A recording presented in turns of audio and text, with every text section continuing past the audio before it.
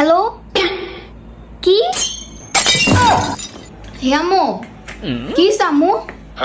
তারপর আম্মু এমন করতেছো কেন? কোনো দুঃসংবাদ আছে?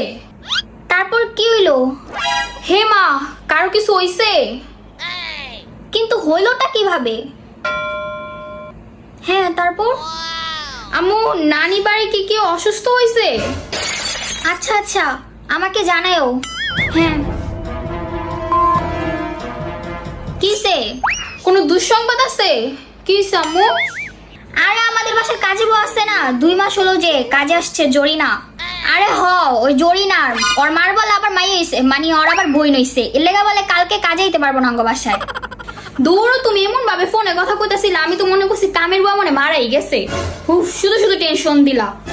আরে তোর তো যত সব ফালতু চিন্তা ভাবনা, এর থেকে ভালো পড়াশোনায় মনোযোগ দে, সামনে পরীক্ষা।